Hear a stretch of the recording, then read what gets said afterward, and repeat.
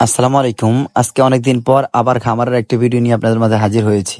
কয়েকদিন ভিডিও না বানানোর একটাই কারণ ছিল, আমি যে আমাদের কয়েলের ভিডিওগুলো বানাতাম, আমাদের কয়েল যেই কারণে কয়েল অসুস্থ হয়ে পড়েছে, সে কারণ হলো মুখ দোষের কারণে আমার কয়েলগুলো অসুস্থ হয়ে গিয়েছে। মুখ দোষ হাদিসে এরশাদ করা হয়েছে, যেহেতু মুখ দোষ নামের একটা জিনিস আছে, সেজন্য আমার পাখির মধ্যে হয়তো বা মুখ দোষ জনিত কোনো বিষয় হওয়ার কারণে আমার পাখিগুলো অসুস্থ হয়ে গিয়েছে।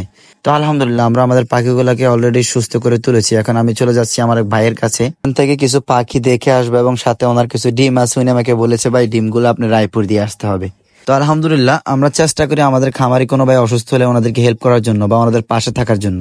যেহেতু ভাই অসুস্থ হয়ে গিয়েছে, ওনার ডিমগুলোকে আমাকে রায়পুর দিয়ে আসতে উনি বলেছে, সেজন্য আমি আমার সাইকেল নিয়ে বের হয়ে গিয়েছি বাইরে খেদমতটুকু করার জন্য।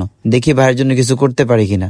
মানবিকতার দিক থেকে খামার করা যেমন ভালো বিশ্ব মানবিকতা, তেমনি করে মানবিক দিক থেকে আমরা খামারিরা ভালো কিছু করার চেষ্টা করি বা খামারি ভাইদের পাশে থাকার চেষ্টা করি।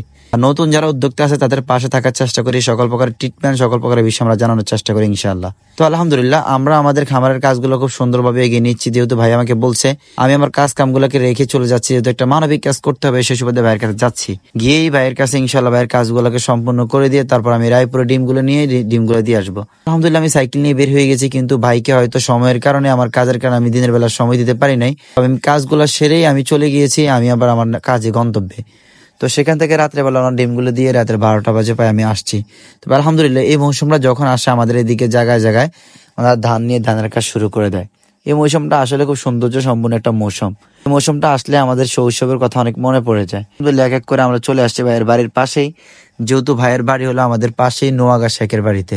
তো ওনার বাড়িতে গিয়ে আমরা সকল প্রকার কাজগুলো ওনার করে দিয়ে তারপর আমি আমার গন্তব্যে চলে আসছি। এবং ইনশাল্লাহ অতি শীঘ্রই কয়েকদিনের মধ্যেই বা কালকে আমরা আমাদের কয়েলের আপডেটগুলো জানার চেষ্টা করবো। আপনারা কাজ করে আমাদের জন্য দোয়া করবেন, আল্লাহ তাআলা রব্বুল আলামিন যেন আমাদের কয়েলগুলোকে সুস্থ করে দেয়। আলহামদুলিল্লাহ রাব্বিল আলামিন। আসসালামু আলাইকুম রহমতুল্লাহ।